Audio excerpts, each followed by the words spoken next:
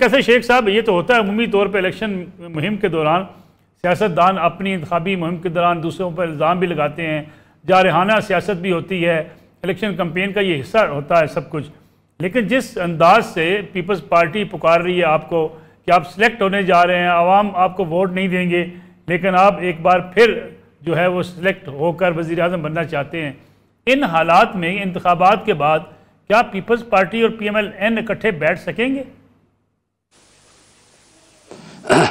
मलिक साहब, ये अभी चंद दिनों की बात है कि आसिफ जरदारी साहब ने कहा कि मोहसिन नकवी जो पंजाब का वज़ीर आला है वो मेरे बेटों की तरह है। इस तरह साढ़े तीन महीने पहले कौमी असम्बली में बिलावल भुट्टो जरदारी साहब ने तकरीर की और मैं वहाँ मौजूद था, तो उन्होंने कहा कि जिस अंदाज से और जिस रवादारी और जिस खुश असलूबी से मियाँ शहबाज शरीफ साहब ने प्राइम मिनिस्टरशिप की है और जिस तरह उन्होंने पीपल पार्टी को फेवर की है वो मुस्लिम लीग से ज़्यादा की है। अब ये तो बयानात इनके ये असम्बली में हैं। अब मुझे समझ नहीं आती कि अलग हुए हैं, कौन सा हमने ऐसी गलती हो गई? हमारा तो अलायंस था, हमारी तरफ से कोई बात ऐसी नहीं हुई। अगर आपको नज़र नहीं आ रहा, पब्लिक आपके साथ नहीं है, आप पंजाब में आपको किसी जगह की कोई अकोमोडेशन नहीं हो रही, तो इन बातों से तो कुछ नहीं होगा। कोई जाके अपना अपना, जैसे मैंने पहले कहा कि मंशूर हम दें, सब मंशूर दें अपना, हम बताएं कि मुल्क को कैसे आगे लेके जाएंगे। हमारे में देखिए सब चीज़ें तो तयशुदा हैं, स्टेट ओन्ड एंटरप्राइजेज हैं, वो घाटा कर रही हैं। एक्सपोर्ट हमारी है नहीं, 30 अरब डॉलर टोटल एक्सपोर्ट है, हमारा रेवेन्यू है नहीं, 8% हमारी कौमी आमदनी का रेवेन्यू है। एक्सपोर्ट लेड ग्रोथ से सारी दुनिया ने तरक्की की है, रास्ता सबको पता है।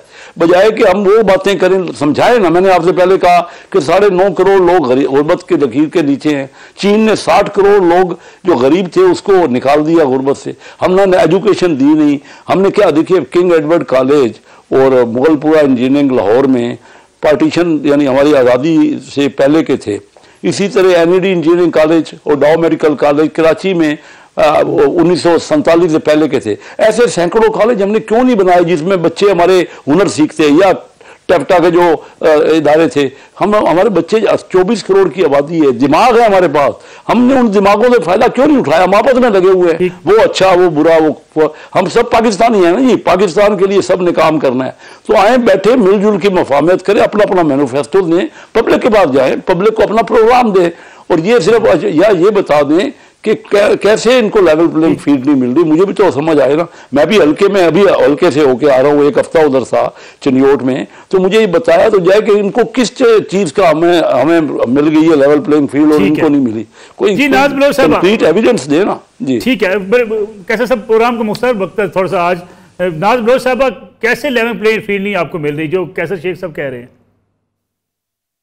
देखिए, पाकिस्तान पीपल्स पार्टी जो है वो हमें किसी से कोई हिस्सा जो है जबरदस्ती ना हमने मांगा है, ना कभी हमारी ऐसी डिमांड रही है। हम अपना हक और अपना सियासी हक जो है उसको हासिल करने के लिए अपनी आवाज बुलंद करते रहेंगे। और क्योंकि पाकिस्तान पीपल्स पार्टी ने अवाम में डिलीवर किया है, BISP जैसे बेहतरीन प्रोग्राम्स पाकिस्तान पीपल्स पार्टी के और CPAC पाकिस्तान पीपल्स पार्टी का ब्रेन चाइल्ड है, वो तमाम चीजें पीपल्स पार्टी ने जो डिलीवर की है उसी की बुनियाद के ऊपर हमें पता है कि कराची से लेकर GB तक पाकिस्तान पीपल्स पार्टी की अपनी एक पहचान अपनी है। हमें जो है सियासी पॉइंट स्कोरिंग के लिए हम बयानात नहीं कहते। हमारी लीडरशिप अगर बात करती है तो वो ये कह रहे हैं कि जिस तरह से आप देखें ना, मियां साहब की हुकूमत थी, शहबाज शरीफ साहब हुकूमत में थे और उनकी हुकूमत के दौरान जो है नवाज शरीफ साहब पाकिस्तान नहीं आ पाए और एकदम से उनकी हुकूमत के जाने के बाद उनके तमाम तवातुर से चीजें उनके लिए जिस तरह से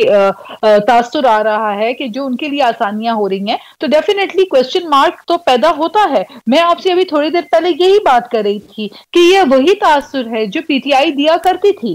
वो इलेक्शन की कैंपेन से पहले ही आपको कहां ले जाएगा नाज बलोच साहबा? इलेक्शन के बाद अगर आपको बैठना पड़ जाता है, PMLN मियां नवाज शरीफ वजीर आजम होते हैं, आप हुकूमत का हिस्सा बनते हैं, फिर आप सिलेक्टेड कह सकेंगे उनको सामने बैठ के?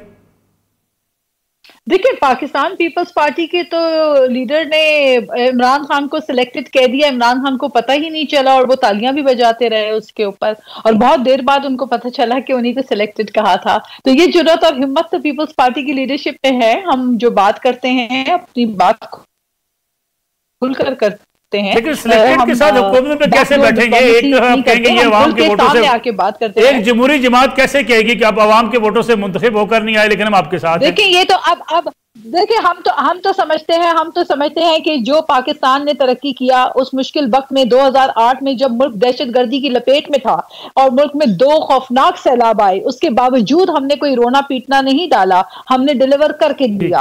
और हमारी वही कारकर्दगी की बुनियाद पे हम ये समझते हैं कि अवाम दोबारा पाकिस्तान पीपल्स पार्टी को मौका देगी कि पीपल्स पार्टी आए और एक गरीब दोस्त पॉलिटिकल पार्टी, एक अवाम दोस्त पॉलिटिकल पार्टी जो कि अवाम की के लिए बेहतरी के जो है मौके पैदा करती है और जो डिलीवर करने की जो है एक हिस्ट्री रखती है, तो ऐसी पॉलिटिकल पार्टी की तरफ अवाम देखते भी हैं। हमें तो हर जगह जहां हम जाते हैं, कैसर साहब जाते हैं, अपने हलकों में जाते हैं, डेफिनेटली उनके भी एक तजुर्बा अपने हलके का बहुत वसी और बहुत बड़ा तजुर्बा है, कई अरसे से वो इलेक्शन लड़ते आए। इसी तरह हम जब अपने अपने हलकों में जाते हैं तो हम देखते हैं कि आज आप देख रहे हैं कि कराची में जो है आपका हमारा मेयर भी कराची का एक ज्याला बना। इसका मतलब यह है कि पीपल्स पार्टी की जहां पे हुकूमत है सिंध में, वहां पे लोग पीपल्स पार्टी को पसंद करते हैं। यही वजह है कि पीएमएलएन को अगर आप देखें तो आपको सिंध भर में कहीं पर जो है पीएमएलएन के कैंडिडेट्स तक नहीं मिलेंगे, जीतना तो दूर की बात है। तो ये मामला तो अपनी जगह होते हैं, लेकिन लेट द इलेक्शंस कम, जब इलेक्शंस आएंगे, इलेक्शन में अवाम किसकी तरफ जाती है, कौन सी पॉलिटिकल पार्टी